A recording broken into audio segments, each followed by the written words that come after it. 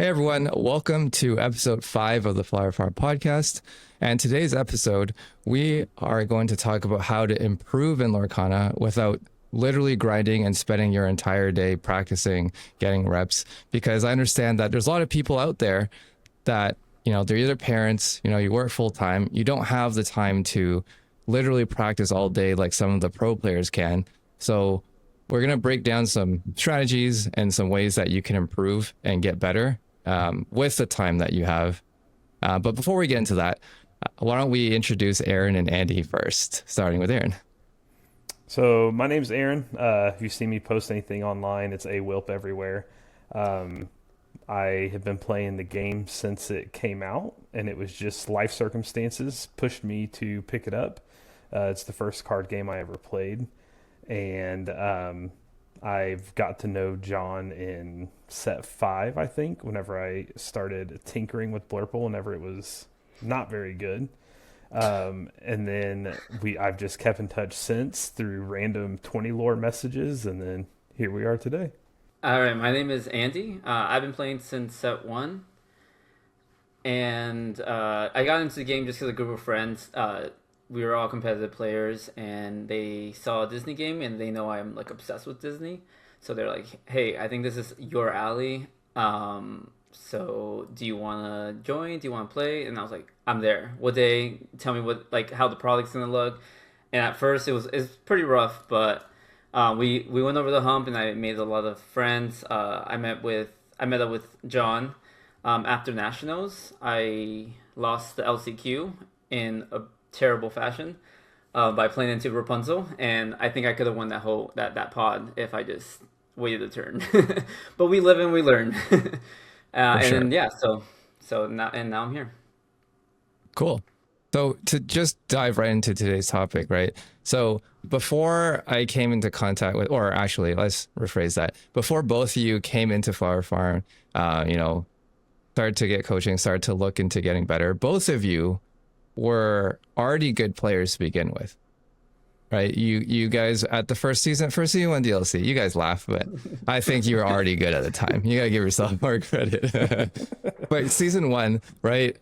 Both of you like just barely missed making day 2 at the DLCs, right?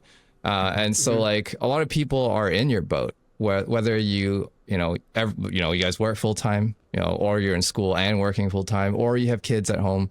Like you don't have time, like some of the younger people do, when they don't have, family, you don't have those like extra commitments to like put a lot of time into practice. Like something that comes up is like, I don't want to discredit him, but like Fungus, for example, right? When he talked about how, for set 10 Richmond, he was grinding a lot.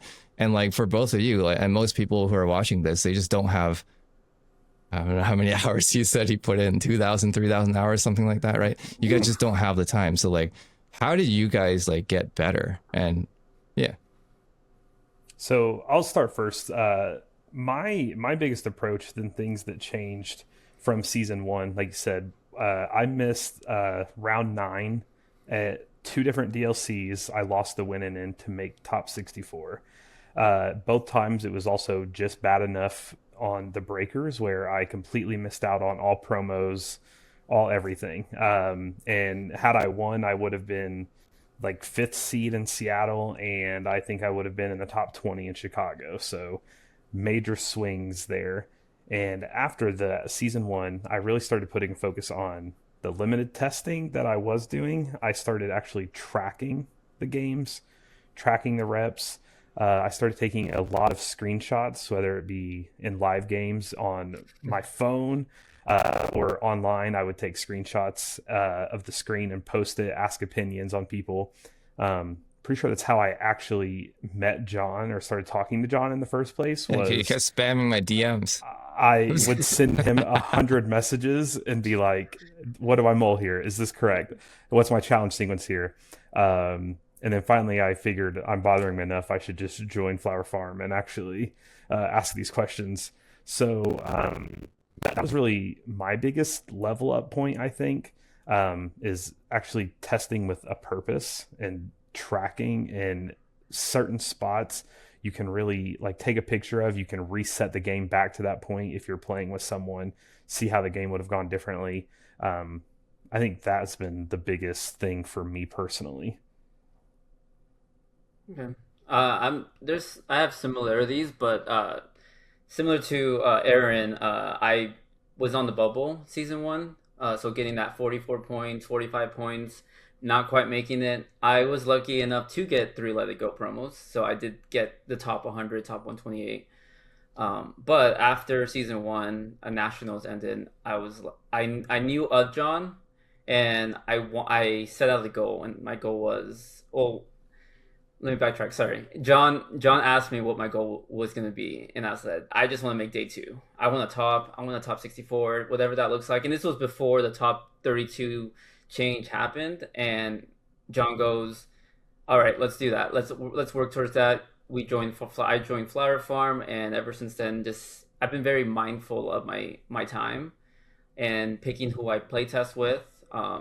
I play test a lot with Aaron on Thursdays, and that's helped a lot because we reinforce each other's play patterns, and like that helps us improve by like pointing out things that we don't, different perspectives as a group. So I think just being mindful and picking the people you wanna train with makes a big difference. Mm. So like you're saying, like for both of you, like overall it's like more deliberate practice, you would say?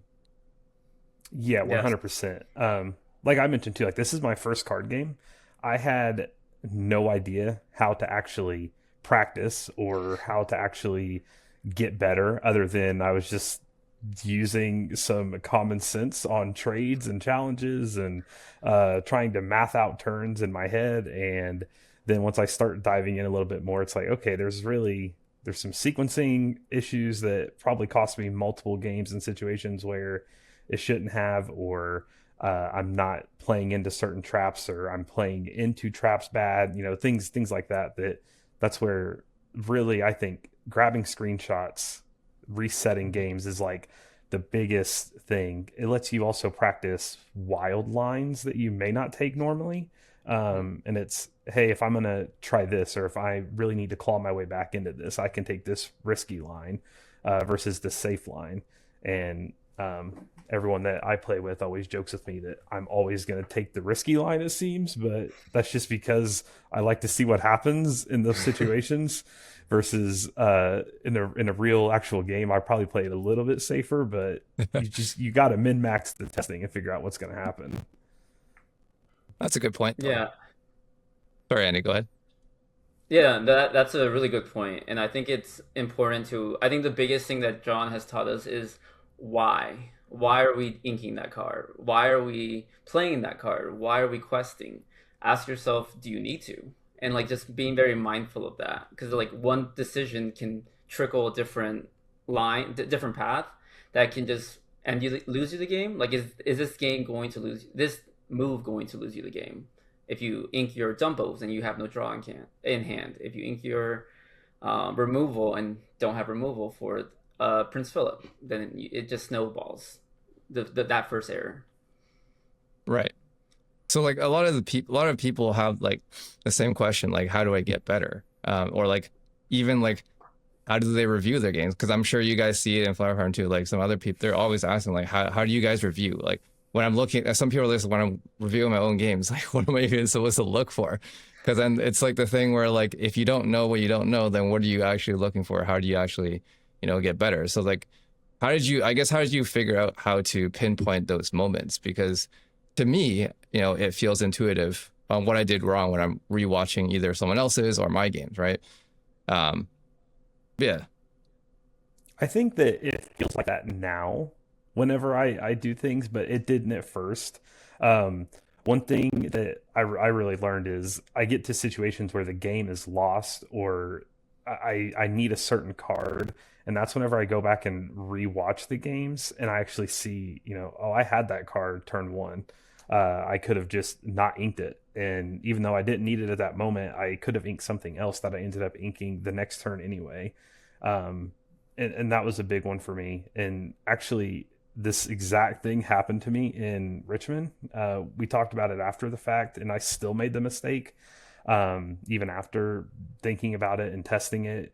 Is turn one against Purple Steel. I inked my Demona. I was playing Blurple, and I was got to the point of the game where we're both top decking, and I was just drawing blanks off the top of my deck, and I had already reached 6 ink at this point where I could have played that Demona, and that game would have gone completely different. And even in the moment, I didn't even think about that's kind of what happened and what turned that game. And then I'm talking to people afterwards and kind of replaying that game in my head, and I was like, well, I'm stupid. I inked the Demona whenever I didn't have to, just because it was there in my hand, and that literally cost me that game and ended up costing me the whole top 32 actually in Richmond. But it's okay. We live and we learn, right? We live and we learn.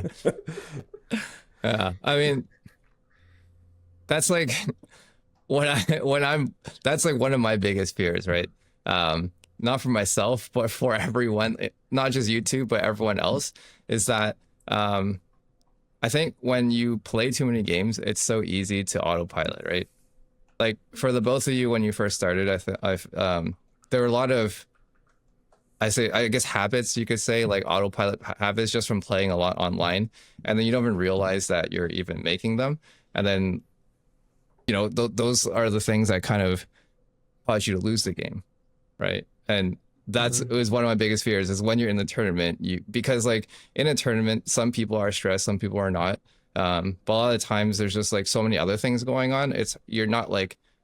Sometimes you're not always locked in, right? Whereas like if you are trying to be locked in at home or somewhere where you're more comfortable, like at your locals or something, it's a lot easy to lock in and see everything, right? And so if you don't have that good habit built up already naturally, intrinsically, a lot of times when it matters, you start to go back to your default play patterns, right? Mm-hmm. Like, for example, playing a one drop when you don't have to play a one drop. Yeah. Guilty. Right? It's tempting to. It is. There's a Basil. I want to play it. Ink. Yeah. We have 1 ink left. What are we doing with it? Yeah, let's play it. Even though I have 2 uninkables in my hand, but let's play it. Yep. Yeah. So then how would you say overall you stay competitive then? Because yes, you are playing, but then you also have to get better. And then like you're not always on 24/7 either, right? Like no one is on 24/7. Reviewing games every single day to see what they did wrong, kind of thing, right? So like how do you balance all that to stay competitive and also, have fun with it? Go ahead, Andy. I would say, so I'm very active in the Discord with Flowerform and with John and just our testing group. So I'm very vocal. I try to be very active and communicate, like theory craft. I like theory crafting lines. Like if I quest this turn, if I play this on this turn, and just understanding my matchups, like the cards I need. So I have like an uninkable list. Like say Dumbo's uninkable versus green blue because it's very good against green blue. And just basically compiling my matchups so that I have basically like cheat sheets ready mentally, and I spend less time thinking about what I need to ink, and I can focus more on like the play patterns in the game. So, and I think that's the one thing that I've taken, because during Milwaukee, I had an internship, I had to work, I had grad school, so I played 3 games every week. And that was our testing session. And you went 10-0. And I went 10-0, yeah. And it was just being active, like just on the Discord, not even playing the game, just theory crafting, talking about the game, talking about what cards are good, what cards are like uninkable, and just making those play patterns and understanding what you need to do versus certain matchups. And that just helped me a lot, because when I got to Milwaukee, I was like, game 1, it was Purple Steel Mirror, and I was like, all right, so I just need all my draw cards. I need my evasives. If I have all my, do I need the one drop if I'm on the play? If I have strength, probably. But if I don't, I'll just keep my gas and just go Calhoun, Rose into Genie, Yzma, Genie, and just like gas them out. But other players were playing all the one drops on turn 2 because they just can, instead of just inking one, and it cost them the game because they were inking their draw cards, their gas cards. And I think that's just things that you learn as you talk more about them and talk about the lines. I agree. I think that if you're someone that doesn't play a ton, um, just just talking about the game to people that you know, or like in our case, we're in have the Flower Farm group that is, you're just reading what people are saying about certain cards, certain matchups. You get to kind of see developments in the meta without having to play constantly. And like Andy said, he didn't play a ton before Milwaukee. Um, I kind of didn't play a ton the last like week or two before Milwaukee. Just life happened, and I just kind of went with what I had known prior and what was going on. And it was a lot of just like Andy said, just talking to people that I knew were going to be there, that I knew were doing a lot of the testing. Um, which sounds simple, and I know it can be intimidating to ask a lot of questions, and some people don't want to come off that way, but you have to just ask. If you don't know, that's it. If you just, you have to ask, you have to find out the information. Mm, If you're not playing, you have to get some sort of mental reps on the game, and I think talking yeah, about it, like Andy said, is the easiest way. yeah, Yeah, no, because and that. go ahead. Go Oh, ahead. sorry. Our testing group, I think, is known to be one of the loudest.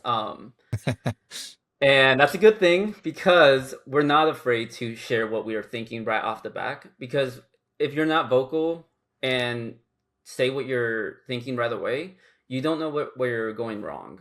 So, like, if I say, "All right, John, I think I'm gonna do this, this, this," and he goes, "Why?" I have to explain myself, have to like talk it through, and he's like, "All right, that's good." If not, someone else might say, "Why would you do that?" And like, we're just very vocal about it, and like, I know the confidence eventually gets there because everyone's afraid to be wrong at first. And I know that's very heavy for people because it might be their first TCG, just like Aaron's, and they're afraid to say the wrong thing. But I think Mm. making those mistakes gets you there faster. Totally. And I think that's like one of the biggest, if not the biggest strength of your guys' Thursday group is that you guys are not afraid to make mistakes, right? You're not afraid to try things. And I think that's how, like, to everyone else, it might sound like you're just loud, right? But in reality, like, that's just how you're learning, right? You're just getting better. I mean, and even still, like Andy said, being afraid to be wrong. I mean, I get laughed at constantly. Just still happens. It's not only a Flower Farm; it's people outside of Flower Farm. It's people uh, that I respect in the game and are well accomplished in the game, and I'll still throw out some random stuff just to see what happens, get people riled up, and it's just you got to break down that wall eventually. So just send it into it. Hmm. I think that's really hard for people to accept the fact that they're wrong or that they might be wrong or just put themselves Hmm. out there, right? Um, well, I guess Aaron, it probably comes more naturally to him. Just ask questions. He doesn't, Aaron doesn't care too much. But Hmm. would you My have wife also any? tells me I'm wrong daily, so That I'm just used helps. to it. Yeah, like I guess like it really comes down to if you just want to get better, you just have to Hmm. get over it and just Yeah. ask. And I think it also helps that, surrounding yourself with good people, like Mm, very good people. And I think I at first, we all moved to that group and we're just like slowly getting to know each other. But as we open up, we're just like more comfortable and we're like, all right, these guys are very nice, very, very good people that I can be vulnerable around them because it is vulnerability. It's putting yourself out there, putting your thoughts on the line and them criticizing you. But if you know they're good, then you're like, all right, they're gonna help me. Maybe make a joke first, but they'll help me. yeah, Yeah. Yeah. yeah. That's like I said, my branching into the world of actually getting better was I was just in 20 lore reading through the deck list and saw John posting, and I just asked John a question just out of the clear blue. We had no interaction before. Just asked him a question, and I was, whatever it was, I know, and I remember I was totally wrong, and he told me why I was wrong, and that's okay. Like I'm not, I don't know everything. That's why I ask these questions. I don't either. Whereas I think, yeah, I think some people get that, what you're thinking might not be right, and they just kind of shell up at that point. Mm, Hmm. And you have to just be willing to be wrong sometimes. You're never going to be right all the time. it's true though. Yeah, I, Yeah, I agree, and I think that's also why I'm vocal in the flower form because I know there's others who are very shy, and they're still learning, they're still trying to grow, and I want to make that discussion so others can see it as well. Like I don't want to. It's for me, but also for others to see, because the flower farm is a place where we all grow all together. We all challenge each other. It's very good people that I've met in there. Very great players, and everyone's always trying to improve, always asking questions. And I think the more you can lead by example, others will join you as well. Hmm. I think also like you guys are always asking the right questions. Mm. Like a lot of the questions that you ask are like you can tell that you've put some thought into it and you're trying to like analyze something. It's not like a very surface level like yes no question. It's like why is I don't know, why is GG good? I'm like, well, let's expand a little bit more on the question, right? Right? Hmm. Like I'm trying to understand like why are you asking the question in the first place? Like, are you thinking of like the evasive battle, or are you thinking that the downside of once it takes damage, you only have 2 strength now, kind of thing, right? Like, what are we really trying to understand with the question that you're asking? Yeah. So like the more in depth the question you can ask, the more detail you can put in, the better response you're also going to get, right? Hmm. Yeah. Yeah, I agree. It's like learning anything in life, right? You got to ask good questions. You also have Hmm. to practice. You got to be willing to be wrong, right? Mm-hmm. I think it's people ask those questions. It's more like hold my hand and make this decision for me kind of Mm. question. Yeah. Even whenever people, even my local people or my buddies that play the game now that I've met, and they ask me questions, I if it's a yes no question, I almost just never respond directly to the question. Um, because like John said, like I want to know why do you think that? Like why if like you're Gigi, for example, you're asking, is it good? Well, like John, like why do you want it? Like what is it better than? Like what are you comparing it to? Like, give me more information than just is this card good? Is this card not good? Are we playing this or not? Like I want to know like the reasoning, what you're thinking, because it may change my opinion if you think it's something that I don't think whenever you're Mm-hmm. asking me the question. Right. Yeah. That no that's that brings me to like when people say X card is good, like everyone's hyped on Willow and Ohana because the potential of drawing 7 cards off Whale. But like realistically, when do you play that? When are you going to be able to play that? And what at what cost? Like we have to break it down. When I have 20 ink. Everyone sees the highs of cards, but you have to also evaluate a card by the lows. Yeah. No, for sure. That's definitely a topic for another day where you have dream scenarios for these cards, right? That make it work. Hmm. But like, Shout but out moving Powerline forward, boys. moving forward though, like both of you have Continentals to prep for now, and your life circumstances still haven't really changed. You guys still have, life, kids, work, things, things like that. So you mentioned earlier, both of you, that when you're practicing, you're tracking things, right? You might going a little bit deeper as like when you are playing games, like how do you reflect? Like how do you track? Like what are you tracking? Um, so that people know like what other great players are doing to get better. I think the main thing I'm tracking, well, right now my prep for nationals has been learning new decks because I play Blurple and Purple Steel mainly. So this past couple months I've been playing dogs before set 11 came, and it's paid off. I did well at a CCQ, lost to Purple Steel unfortunately in the semis, but learning new decks allows me to like grow my skill set and how to play against it too. So now as a purple steel player playing dogs feels a lot easier because I know the blowout lines, I know what they're trying to do, and I think just putting myself in different decks and different um just seeing more card styles and play patterns allows me to grow as a player as I get to nationals because a lot of these archetypes will still be here for nationals, like dogs, like green blue. Maybe new decks will surface with set 11, but as of now, I'm playing the decks that I know are tier 1, tier 2 that I haven't explored yet, just to grow and then track that data like on a daily basis on how I'm improving and what I can improve. My thing, a huge data person. I do it for work. I looking at numbers constantly. So I track when the games that I'm playing, die rolls. Did I see the ideal opening? If I didn't, what did they see the ideal opening? Um, I have an Excel sheet that I kind of just track everything in. A lot of yes no answer prompts just to so I can go back and look at it after the fact. Like I said, I take a ton of screenshots of situations where I can see my hand, I can see their board, I can see. Um, I'll even put like a couple screenshots in a row, like sequentially, of these were the next couple turns of what happened. Um, Especially if you think it's a pivotal moment in the game or it's going to swing one way or the other, depending on what you do. That's been, like I said, that's my biggest thing that has helped me as a player is looking more intently at what I'm playing, why I'm playing it, what am I looking for, like what am I hoping to accomplish with this quest? Am I trying to set traps here?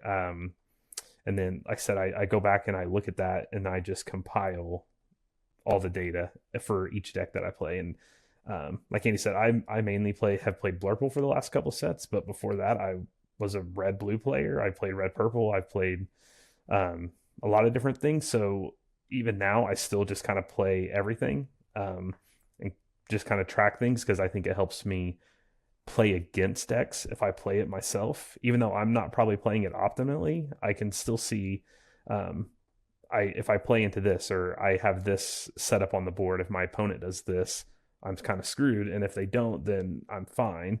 So it's those type of situations that I reflect back on whenever I'm the one playing on the other side where, hey, I know if they're trying to do this, I need to answer this question here. Can I do this? Or that kind of stuff.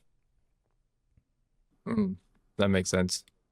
So it really goes back to what we were talking about at the beginning, like just being very intentional with what you're right. So like, do you do that like every time you play? Is that like what you guys focus on, or do you guys like change goals with each session, or maybe like every week, every couple of weeks? Yeah, kind of have like a like a routine or thing that you go through. I think I have always done the same thing where I start with a list. If I'm looking at a certain deck, let's say like right now I've been playing Purple Steel lately. I will always start with the list. I will play 10 matches with it before I change anything, and I will keep going depending on what's happening with it. And I'll, like I said, I always play those 10. After the 10, I'll go back and look at all the information I collected on those 10, whether it be over 2 days, 3 days. I can sit down and do all 10 at the same time. And then I start making changes and I start making notes on what I changed, like why I wanted to change it that way. Or like I said, or I'll just, if the deck's working, I just keep playing. I'll go to the next set of 10 and kind of do the same thing, reflect back on it.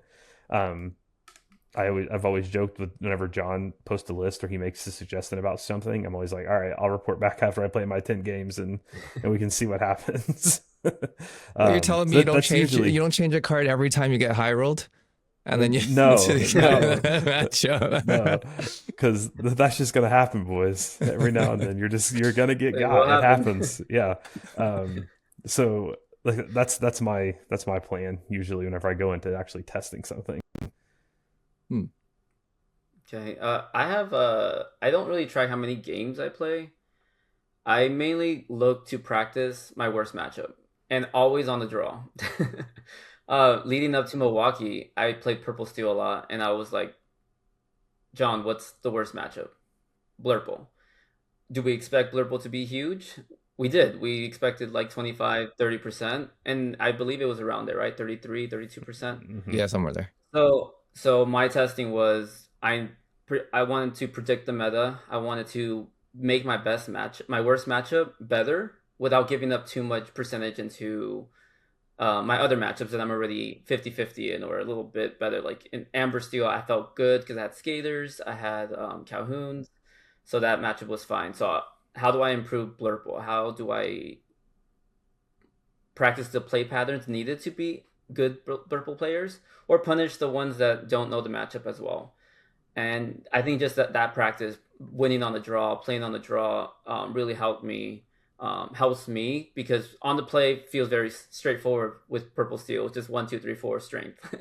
But on the draw is when you're on the back foot against a ramp deck, and you have to really understand like what cards I need, what cards I need to see, and just teching appropriately for the meta.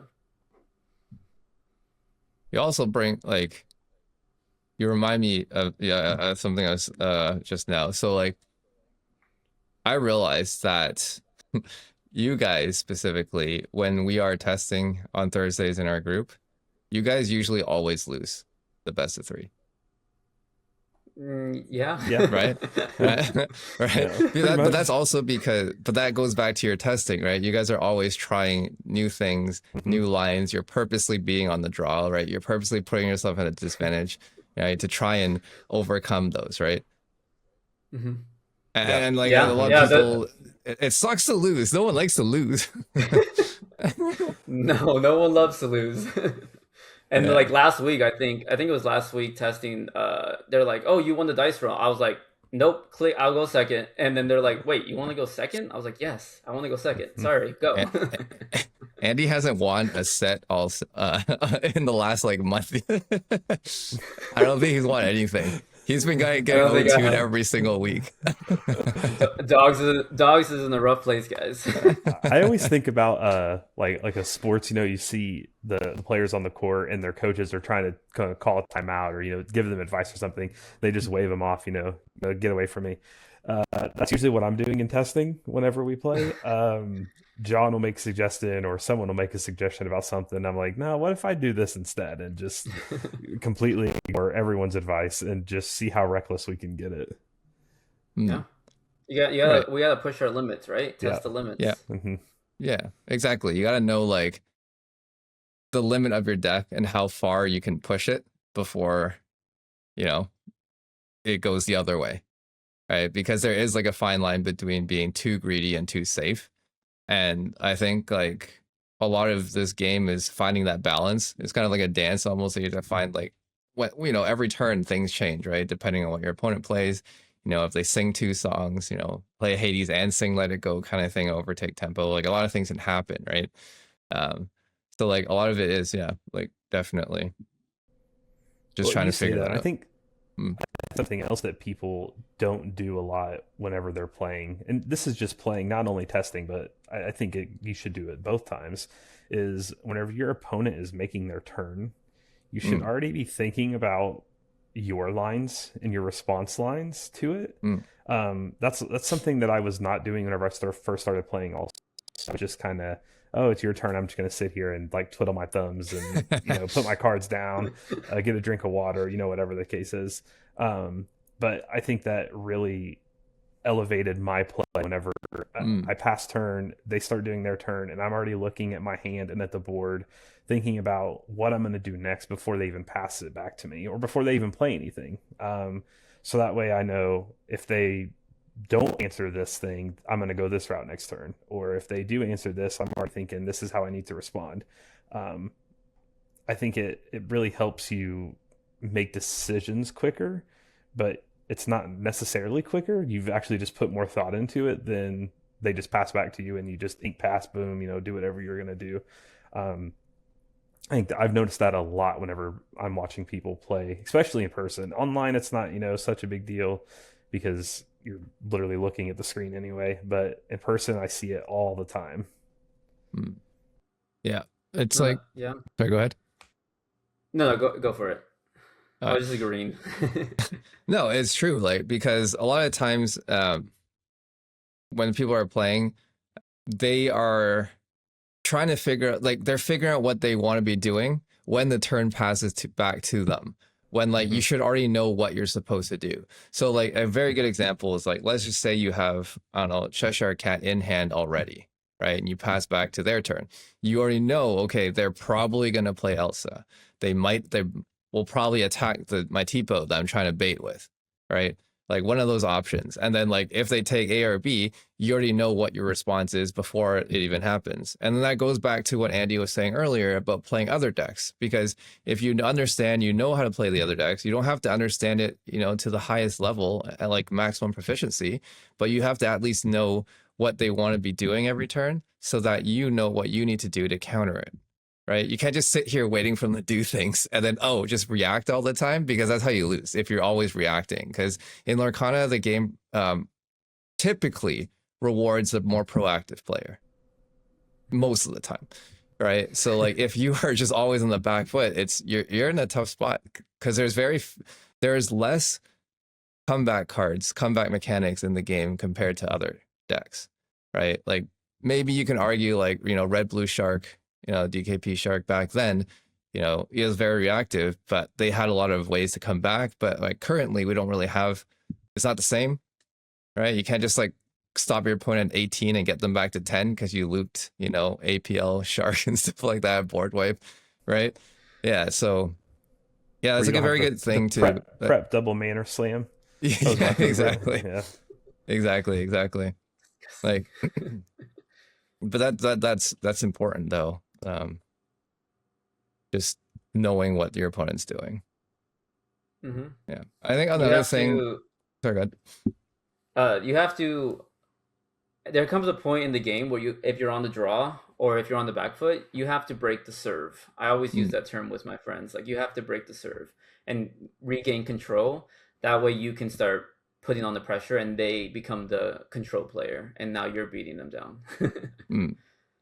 Yeah, and I think that's like one of the things we focus on when we first all started working together, is like who the beatdown, who the control players, because most of the time, like games are, or a lot of games, you can win so many games just by knowing what your role is in that specific turn. Because a lot of players, they don't actually know. Like let's give an example. So if they're the beatdown player, right? They're usually the one that's applying pressure, the one who wants to quest, right? They're the aggressor. If you're the control, you are trying to fight back, like break serve, like Andy says. But a lot of the times, people who are on the beatdown role, they switch to the control role and start attacking you instead of just questing out. Because a lot of times it's like you can just quest out, you make them respond to you, and you just win next turn. But then because you just quested out, because you had no choice as a control player to make them stop, because otherwise they're just gonna keep questing, right? If you don't do anything, and then a lot of players will just start attacking you for no reason, right? It happens all the time, right? It really does.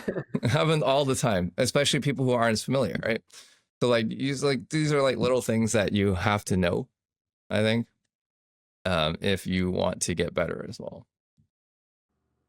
Yeah, identifying that, and that's where identifying where you can get punished as the aggressor, learning those new decks, learning the other deck, understanding the other decks, because that's when you can push, like Aaron said, the limits, and like just do and apply the most pressure as that your deck can allow. One of the other things that we spend a lot of time on, and I think a lot of people don't put as much emphasis on, is how much thought you put into your mulligan. Obviously, if you don't have ramp, it's different. But like apart from that, is like what you're inking the first few turns. I think a lot of people just kind of autopilot ink, and like usually what you ink in the first, I would say 3 to 5-ish turns are probably the most crucial inks, and it's gonna dictate the rest of the game, right? Mm-hmm. Yeah, I agree with that. Yeah, it's just we talk about this all the time. We were prepping Blurple for Milwaukee. Is you keep certain cards in your mulligan, but if you get too greedy with your mulligan and you keep too many cards, then what are you inking to actually be able to play those cards? I see whenever I'm play testing with people or friends that are asking me questions on it, and they send me their mulligan hands, where it's like, oh, this is the perfect 1 through 6 curve in my hand of 7. Well, how are you going to get to that 1 through 6 that you have? Like you can't ink. They can't ink all the cards in your hand and keep playing all the cards in your hand. It's like Andy said, in certain matchups you have to know what you're looking for and certain tools that you need.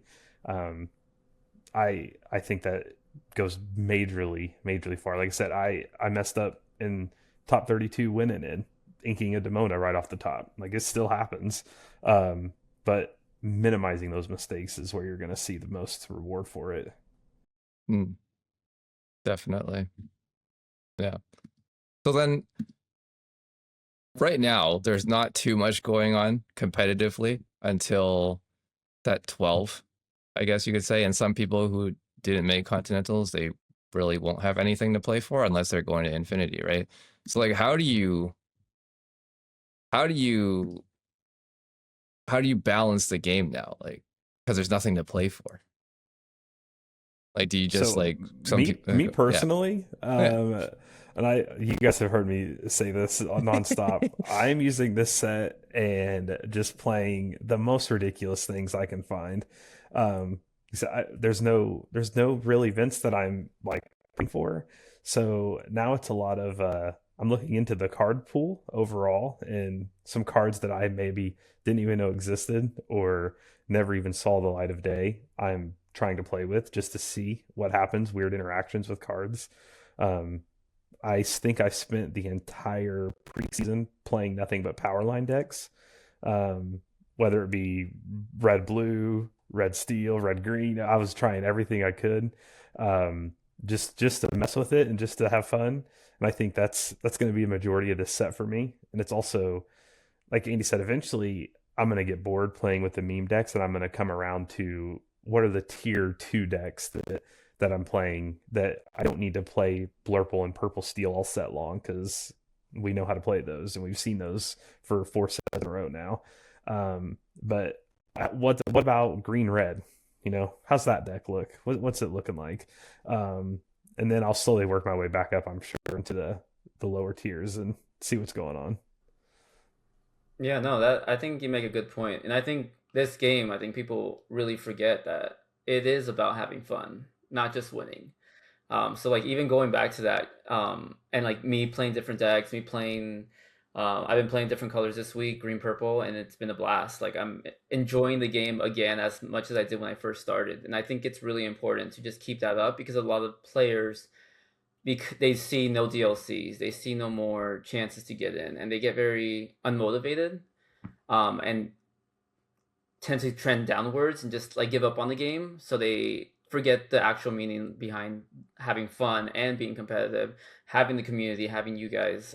Because eventually DLCs will come back and they might want to return, but Hmm. they might not be at the same skill level anymore because they lost that motivation that to play during that time, even if it was just to have fun, like playing meme decks. I think is really important. Um, as this downtime happens right now, and that's what I'm doing right now, even if it's losing all the time, but I'm playing different colors right now and it's just been a blast. Been playing different cards. Snow Fort's been really fun. And yeah, I think that's the key. I think just continue to play for the love of the game, and the improvements will come when you're ready to prepare for whatever X tournament that you want to prepare for. Hmm. Right, um yeah, right. I think, yeah, I think I that's the mean, main thing. even you don't even know. Even after this next rotation happens, there might be cards that we already have that no one's even messing with. That this That's card is true. now all of a sudden the best card that you can play in slot in all these meta decks, and you just mess with them. You just tinker with them. I cannot stop playing Let's Get Dangerous on people. It's just fun. Like, and who knows? Maybe that's a meta deck next set. You don't That's know. true. Yeah, Yeah, that's true. but no, it's a good point because story. Andy came to me after NACC when he missed out, right? And so that Hmm. was January 2025. And Yep. after then, it was literally nothing. It was like dead silence, like competitive events, right? And then the first one wasn't again until Milwaukee, which I think was in September. Was it September? Sounds right. October, Somewhere I in that think. ballpark. October? Yeah, it So was yeah, somewhere October. It was around right there. around October, Halloween. Yeah. October. Yeah, Yeah, yeah, around there, right? So literally, I mean, Andy came to me with 9 months of no competitive events. And Andy still stayed locked in, right? Still practicing, still working on, not every day, right? But, still putting time towards, bettering your craft. And then literally at Milwaukee, he goes 10-0, including beating DKP with Purple Steel against Blurple in that 10-0 run, right? And then it's like literally first tournament back, he goes 10-0. And then one of the comments you told us was that Liam came up to you and was like, How did you make 10-0? Like, we've literally never heard of you. Like, who are you? Yep, it was true. Like, who is this guy? It was me and Diego, and they knew Diego. They know level 9,000 and Yeah, they one. literally knew everyone. They went down the list and like, who the heck is Angie?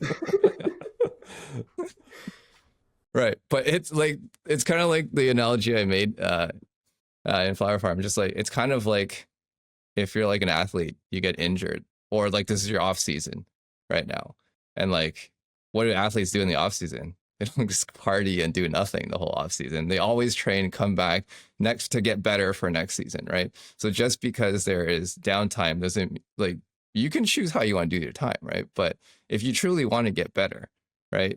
Now is the time that you can make up ground because a lot of people are quitting, a lot of people are leaving the game, taking a break from the game, and like they're just gonna be left behind.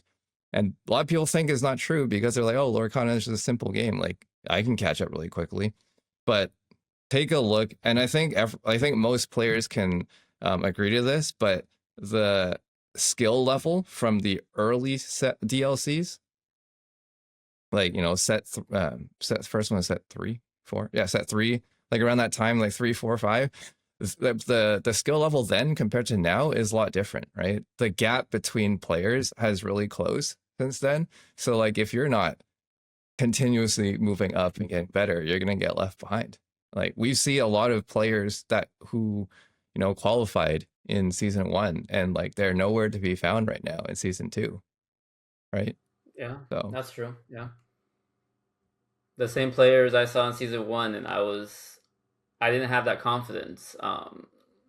And going to SSG, going to CCS, I saw some of those players and I did well against them. And I'm like, wow, these guys are beatable. They're just people. But, I feel like, or maybe it's just me, but I think you see Zach Bivens, you see DKP, you're like, I'm never going to beat them. But then you have to remember that if you put enough work just like they do, or spend your time wisely and being mindful about your practices, you can reach that level and you can compete against them. And I think that's where the confidence comes in. Once you do play against them, you're like, all right, I can handle my own against them, and then the confidence grows, and you start asking the silly questions, being aggressive, being risky, and that's just it. Just like and it goes up from there. mm. Did you always feel that way, both of you, that you felt like you're just not as good as those other guys? So I still tell everyone I'm terrible at the game, even now. The only difference is like with it being my first game, even the first DLC I went to was Chicago, and it was the first tournament I had ever played in a card game that was over 45 people. So I had no idea what I was doing. Like, I was expecting to get just stomped, and I was there to have fun and hang out with buddies that went. And then I'm playing, and I think for me it was you don't know what you don't know, and it just seemed like a normal day. And looking back, I people that were very good in season 1 and did well. I think 3 of my opponents from Chicago made top 64, and in Seattle, I think 5 of my opponents made top 64, and including one went to the top 4, and the others were all top 16. So I played against good people. Apparently, everyone told me, "Oh, you played against so and so," in that round. And I'm like, okay, his name was Brad. I don't know. Thanks, Brad. Yeah. So I think that was for me. Listen, I played a lot of sports growing up, so I think that's where my confidence kind of comes from. Is you play, whatever happens, happens. They said you're not going to win them all. You're going to lose sometimes, and you just got to take it on the chin and just go to the next one. Yeah, That's also very hard to accept. It is. It really is. I had a different perspective. I saw Bivens, I saw Diego, I saw these good players, Sailor, and I'm like, let me study these guys. I'm watching these guys, so I know of these guys. I know how they look. I know how they play. I know their play style. Only just because I want to improve. I'm like, what are they doing that I'm not doing? What can I learn from this interaction? Why did they do this? Why did they ink that? And that's why I knew a lot of the players. So when I sat down, I'm like, oh, I know this guy. My confidence wasn't like, this is the first TCG I've taken seriously, like competitively. Everything else, it's been like limited, or just casually playing it. So like getting to a DLC with 2,000 other players and seeing all these quote unquote pros there, it was very intimidating for me.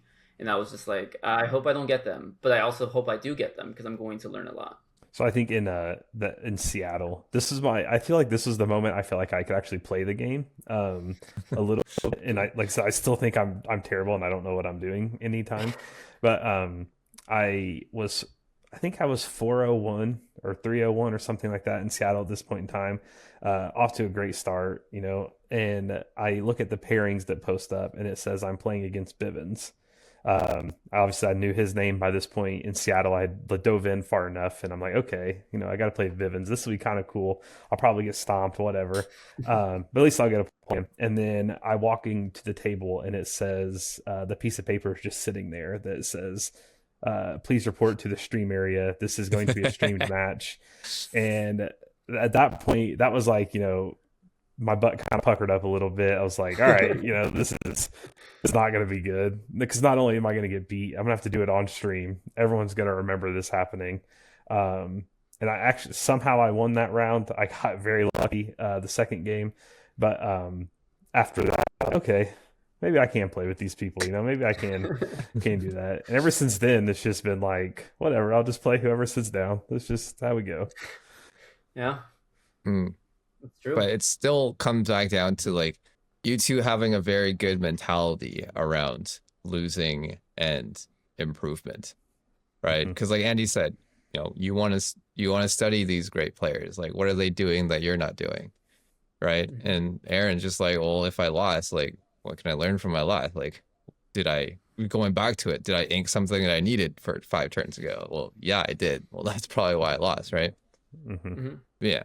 But still, it's hard. I get it, right? It's hard for people to face the mirror and, be honest with yourself that maybe you're just not that good. But then Aaron's just like, I'm not good. It's true. It's true. It's just about the preparation that you put, and like it's gonna take you so far, and if it didn't take you as far as you wanted to go, you just have to reevaluate and try again. I remember in Milwaukee, Purple Steel was my deck. I brought Purple Steel, but I also brought Blurple, just in case. But I've been playing Purple Steel, and I was like playing one of my teammates over and over on Blurple. I went 0-6 that night, the day before Milwaukee. And they're like, you sure you want to play Purple Steel? And I'm like, I'm sure. I'm playing this deck. I'm telling you, this is the deck. You high rolled this game. I did this wrong. I'm just prepping for tomorrow. And I was just like very sure of that deck. And I remember them specifically saying, you sure you don't want to play Blurple? That's your deck. You can just play Blurple. I'm like, nah, I don't want to play mirrors all day. I'd rather beat the Blurple player. And that's all we prepped for. That's all the Flower Farm, we all prepped the Purple Steel versus Blurple matchup on the draw and how to gain that advantage. And it worked out. Yeah, but also, like, you even said it yourself, is that we prepped, when you were playing Purple Steel in our sessions, we prepped it, like, in hard mode for you. So then when you started playing other people out there that were running Blurple, you're like, oh, they're not doing that. Hey, you're not supposed to do that. And then you start taking advantage of what they're doing, right? Oh, yeah. Not only was it hard mode, too, is we were playing versions of Blurple in different of decks that were specifically designed to just beat down the other deck. Just so we saw the experience. Me being greedy, it's the exact version I took to Milwaukee, was just the most greedy deck I could take. I just want to beat all the other purple decks, and that's just what I did on my run. Yeah, you had 4 TikToks, right? Yeah, 4 TikToks, 3-second stars. Oh, great. Well, listen, I do think that was the right call. For list, we had like 25 people from Flower Farm made day 2 with that list.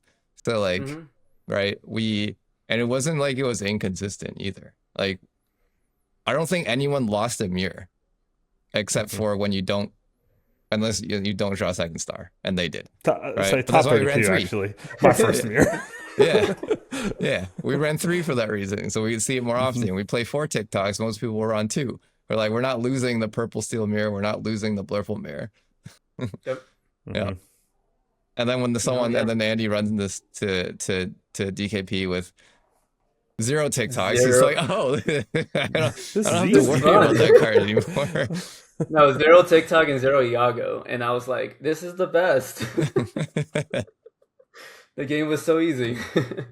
Yeah. Do you ever feel like when you go out into the world and start playing, do you feel like you like see things before people? You know how in sports, like the description is that the game starts to slow down for you, right? You start to see everything before it's happening. Like, do you feel like that has happened to you guys? I mentioned whenever you said with the intuitiveness on where you messed up in the game. I think that's something that has come majorly to me. Like I can be 2 turns in and I already can tell that this game's over with, and I will early scoop games faster than I probably ever should. But it's, I've seen it so many times. I realized I made a mistake, or, they just had this opening that was too good for me to even have a chance to come back, and those kind of things. So I think, yes, that it has kind of happened that way. But it's important, though, in a tournament to know when to scoop early to save time on the clock. The top 32 winning in Richmond, I was playing against Green Blue, and I scooped game 1 on turn 3. I was playing Blurple, and he was playing Green Blue. Those games, and we've played that matchup. That's a grind, slow matchup. I had a horrendous hand, and he opened pretty much the exact open that you want to have. Cindy into Shift Clarabelle. He couldn't even sing You're Welcome because I hadn't even played anything to the board yet, but he still drew 6 cards off of it. That's how bad my hand was. So I just scooped it right then and there, and he looked so confused. He even asked me if I was sure I wanted to scoop after I did it. And I was like, yeah, dude, look at my hand. Like this, whatever. So I did that also with the idea of that if these other 2 games, we do need them and they are grindy, we're going to need the most amount of time for these 2 for me to even have a chance. So, that was a perfect example of early scooping. Just go to the next one. Forget it even happened. Yeah. Yeah. For me, I think it's a lot of reading what the play style of the player.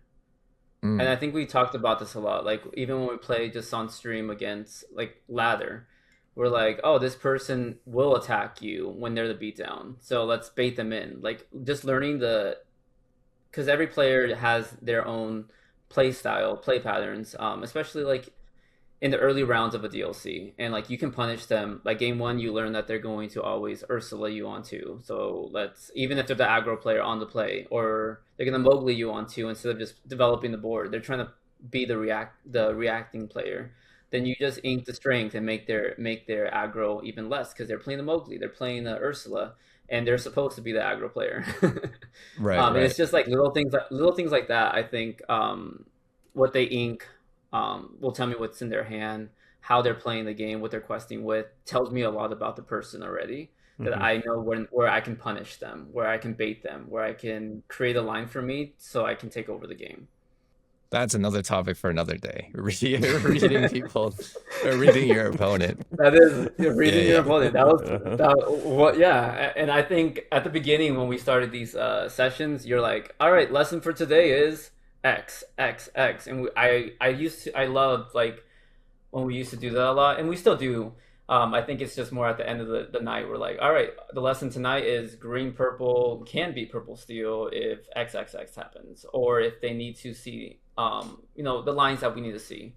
But like we do like a summary of the lesson of the day, like what we learned, what we all got from it. So I think it's important to do that. It's definitely easier in person to read your opponent too. Yes. Some people are very, very obvious with what they're doing or how they hold their cards or how they're inking. Like they put two stacks, like a 3 on one side and 4 ink on the other side. What cards could those be in your hand? Yep. Yeah. My favorite is all the time.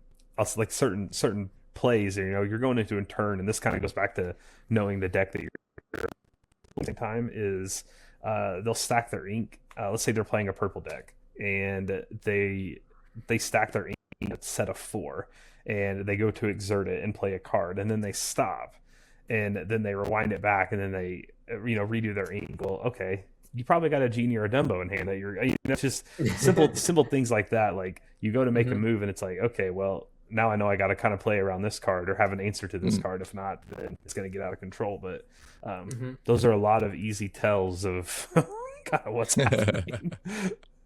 Yep.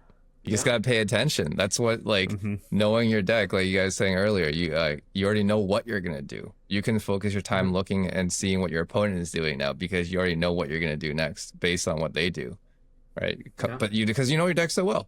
Like if they're gonna, if they're going to play Elsa this turn, I know exactly what I'm gonna respond with the following turn. Whereas most people are like, oh no, they played Elsa. How do I respond now? Yeah, well, that's good. No, it's I true. think we can. Yep. I think we can probably end it there unless you have any final words of wisdom. Yeah, I mean, bad. just being, I'm gonna just close with, we're all bad, but we all have to be mindful of what we're doing with our time and how we're playing the game. I think it's just being mindful. I agree with that. Like, I've said it like 3 different times, but really studying why you're doing things you're doing when you're playing, I think is the biggest takeaway for me that I learned from other people. So I tell everyone same thing. It's not something I came up with. Someone told me this is how they learned how to do it, and it worked for me. And I've learned so much just looking back at certain things. Take screenshots. Like if you're playing at locals, pause the game for a second. It's locals. You're supposed to be you're there to play, and you're there to learn things. Just pause the game for a second. Take a picture of the board state with your hand, and so you can make notes about it later. They're very simple things. You're already playing the game anyway. Just take an extra 5 minutes to actually think about why you're doing what you're doing. I agree. Nice. That's a perfect way to end it off. Well, Andy, Aaron, thank you for coming on. Really appreciate your time. I will chat with you guys later. And for everyone else watching, I will see you all in the next one. Bye. See ya.